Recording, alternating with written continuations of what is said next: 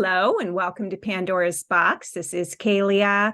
And today the topic of the podcast is, what is the charm behind the narcissistic facade and also the Peter Pan and Wendy syndrome?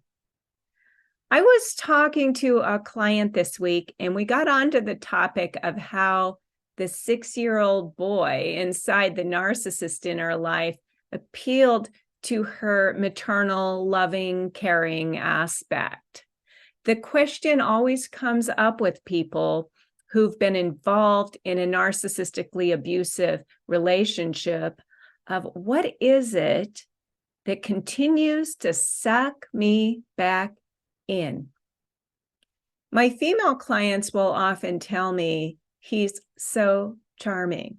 But what is that charm? Could it be that as a woman, our maternal nature is softened by the innocent little boy inside the dangerous man? The innocent 6-year-old is cute. He makes mistakes, yes, but are his mistakes so terrible as to lose his mother's love? Well, with an actual adult narcissist, this may or may not be the case. There is a link between male narcissism developing as a result of their relationship with their mothers. In fact, that relationship between a male narcissist and his mother typically carries over to his adult relationships, just like any situation. If this little 6-year-old boy being scolded or feeling rejected by his mother walks away with a sad look on his face, his actual birth mother may not notice or care, but his adult mother substitutes often respond to that pained look with compassion, empathy, and care. We as mothers or maternal beings hate to see our children hurt, sad, or upset, even if we've scolded them or disciplined them in some way, and they put their head down in shame or they look like they're feeling rejected. It appeals to our maternal nature. We want to kiss it and make it better. We want to restore our child's previous happy nature. I know as a mother, I hated to see my son upset, even if he was upset because I was holding him accountable for his behavior, or if I said no to him. As a single mother, I had to stick to my guns in holding him accountable, but it probably hurt me worse than it hurt him because I was so empathetic. Narcissists are said to get stuck at the emotional age of around 6 years old. And this is an age that can be so darn cute, but it's also a narcissistic age that all children pass through, male and female. It's an age before true empathy is fully developed. Those early school years can be hell on children because it's said that kids are cruel. Well, kids without empathy are cruel. I remember when I was in 3rd grade, I learned empathy. And yes, empathy is learned. We learn how to put ourselves in someone else's shoes. There was a kid in my class who was considered slow, and he was a bit of a scapegoat for the others to make fun of.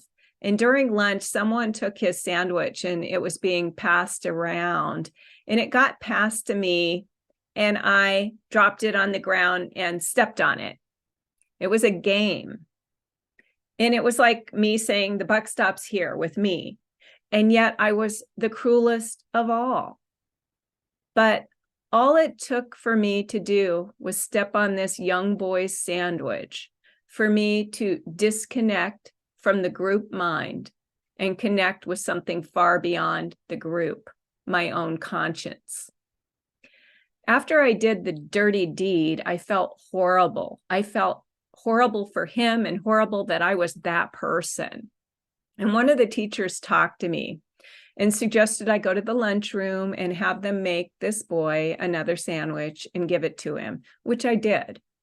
And giving him that sandwich with an apology for my behavior was such a different feeling than being tapped into the cruel group mind and picked on those who had less than we did. After that, I never did anything like that again. I had such compassion for this boy. I was like on his team.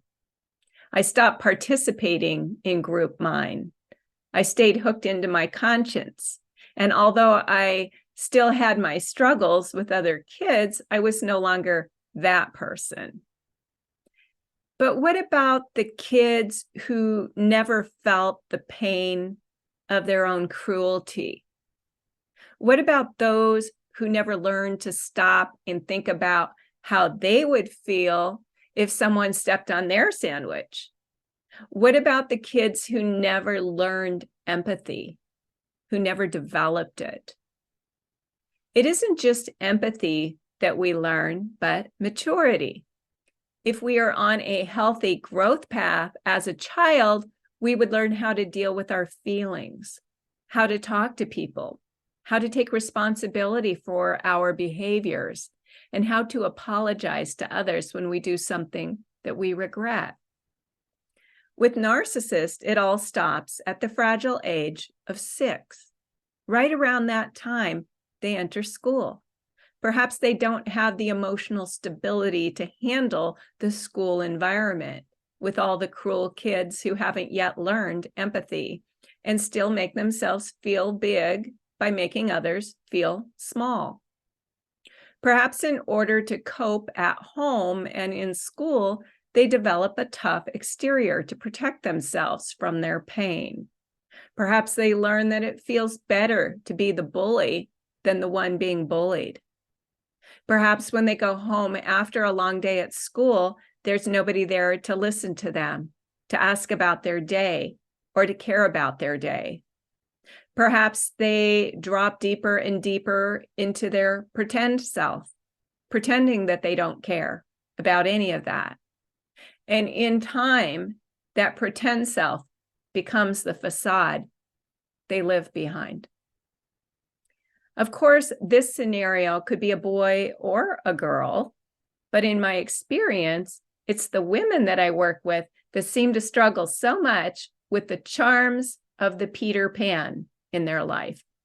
And there is a label out there called the Peter Pan syndrome, which is a boy in a man's body who never grew up. Well, of course, Peter Pan was just a boy. He was an eternal boy who lived on an island of lost boys. Peter Pan pulled in Wendy to be the mother of the lost boys. It was fun and exhilarating at first for Wendy, but soon became exhausting when she realized the responsibility she felt not only for her 2 young brothers, but for the whole island of lost boys. As women, our strong maternal nature can really get in our way when a Peter Pan comes waltzing into our lives with that boyish charm, that Cheshire grin, and smooth talking. We can so easily feel endeared to him until one day we wake up and realize we feel more like their mothers than their partners. There's no real partnership. We are the ones taking all the responsibility. We are the ones doing all the care, concern, and empathy, while they continue to be little boys doing exactly what they want when they want to without any concern for the damage that they're doing. If we are actual mothers, our partner may seem more like another one of our children. It can be very exhausting. We don't have anyone carrying the burden with us. We shoulder the burden ourselves. If the Peter Pan in our lives is the father of our children, we inherit the role of bad cop, while daddy is the fun parent who overlooks all the things we try to hold our children accountable for. If we are divorced, Peter Pan either becomes an absent parent or a Disneyland dad who is just in it for the fun. In cases like these, the mom is the only parent who is parenting, and so the kids end up resenting her because she wants them to clean up after themselves, to pick up their socks, to do their homework, to get home from school on time, to obey the curfews, to don't hang out with the wrong crowd, and so on. Mom becomes the harsh slave driver, while time with dad is party time. As women and mothers, we can be so angry and frustrated at Peter Pan, but then he comes along and flashes that Cheshire grin and those boyish charms and say, "You look really nice today." And we melt. How can we be mad at such a cute kid? Maybe he really does love us in his own way. Maybe it's okay that I have 4 kids instead of 3. Maybe it's okay that I'm the only parent parenting, or the only one being responsible here. Of course, where narcissism is concerned, there are so many different scenarios. Our Peter Pan may be divorced, and we may be the new woman in his life. We may be an affair partner, preferring the excitement and the free nature of the narcissist to a boring husband back home. Because when we're first dating Peter Pan, it's all fun and games. We're just swept off our feet, just like Wendy, who was sprinkled with fairy dust and got to fly away to Never Never Land. So in a sense, Peter Pan helps us to leave our overly responsible lives and have some fun. For a moment, we get to escape our doldrum life and have some real fun and excitement. But the fairy dust that was sprinkled on your head wears off and you wake up. And often when we wake up, we think, "Oh my God, what have I done?" Or we might ask, "Where's Peter?" Or worse yet, "Who's Peter?" Peter may have shapeshifted into some kind of crazy monster that's now unrecognizable to you. And you start to run for the hills, but then here he comes again, the charming little boy who has a way of worming himself into your heart. He seems so innocent that it may make you forget about all the stuff that happened that was far from innocent. If you are a mother of a young boy who misbehaves, you don't stop loving your child. You may not love the behavior, but you still love your child. Well, this is the same maternal love that carries over to these Peter Pan type relationships with a boy who never really became a man. He likes to pretend he's a man, but emotionally, he's still a 6-year-old and not taking responsibility for the messes that he's creating in his life. He hands that responsibility to his surrogate mommy and wants her to carry all the weight and do all the emotional heavy lifting. What happens is that eventually we crumble under that weight. We try to teach the boy to be a man and be accountable and take responsibility and have empathy and love, but he's simply not capable of these things. Now, a 6-year-old boy is surely capable of loving his mother. He's capable of caring about his mother and truly missing her if she's gone. This might be close to the age where the boy either begins to mature and develop empathy, compassion, and care for others, or stays stuck in a childhood need to have mommy take care of him and meet all his needs without having to give anything in return. A true 6-year-old boy can be taught, can grow and mature and expand. But a 6-year-old boy in a man's body who's still looking for mommy to take care of his every need and not have to give anything in return is a narcissist, a Peter Pan. Maybe we, as women, might be willing to play a mommy role for a time because women are by nature nurturing, compassionate, caring, and doting. We can so easily fall into a caregiver role, whether or not we have been mothers. One does not have to be a mother to have a maternal nature. Men can also have a more feminine, compassionate, and caring nature. And women can be 6-year-old girls who never grew up and expect daddy to take care of her every need. The pendulum swings both ways. However, in my experience, this Peter Pan and Wendy syndrome is much more common.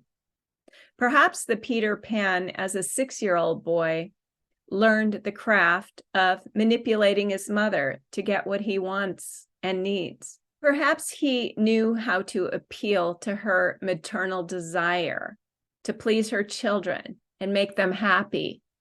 And perhaps his ability to manipulate and appeal to this maternal desire grew stronger and stronger over the years. So by the time he's an adult, the inner Peter Pan has mastered the art of female manipulation. So for those of you women who have a difficult time breaking free of a narcissistic Peter Pan, consider that your maternal nature, pleaser, caregiver, is easily manipulated by the boyish charms of such a man.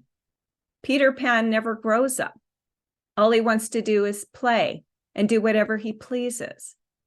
He lives on the island of lost boys for a reason.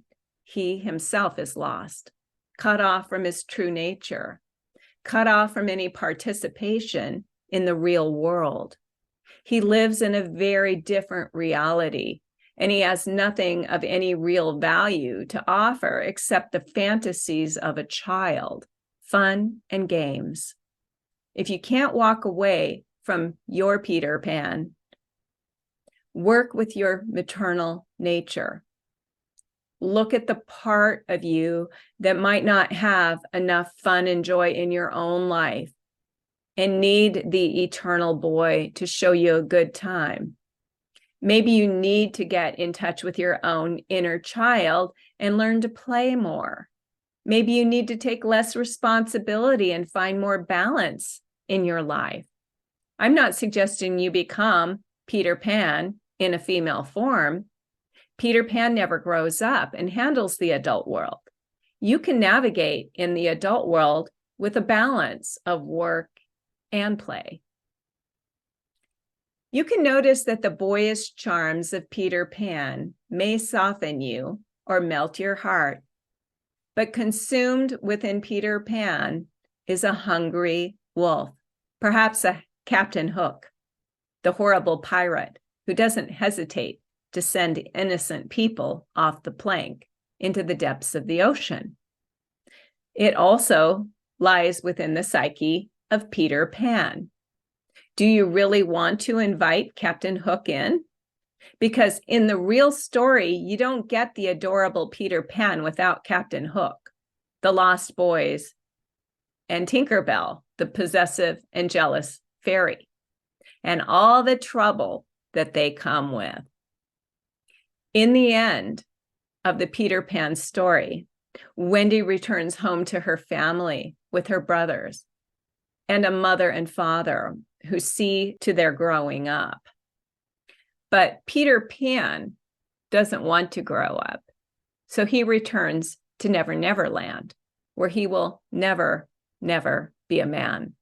As a woman with strong maternal instincts that pull you into the fantasy world of a Peter Pan, it's time to nurture and parent your own inner child. Invest your time, attention, and energy in someone who can grow and change and become a better, stronger version of yourself. One who becomes a version that knows she deserves care too. She deserves love too. She shouldn't have to shoulder all the adult responsibilities and emotional weight of a relationship. In adult relationships, we take care of each other. We love each other. We honor and respect each other. We help each other to grow and thrive. It's not one-sided. We don't get the short end of the stick. Sometimes we are a woman, and sometimes a child, and sometimes a mother. And a man is sometimes a man, and sometimes a child, and sometimes a father. We play roles interchangeably, but we always seek the balance. So I hope this has been helpful. And if you'd like to learn more about my work or would like to book a session with me one-on-one, you can visit me at my website, narcissismfree.com or KaleahLaRoche.com. And there you'll also find my books and my audio hypnosis downloads, as well as a ton of information. So thank you so much for listening today, and I will see you in the next podcast. Have a great day.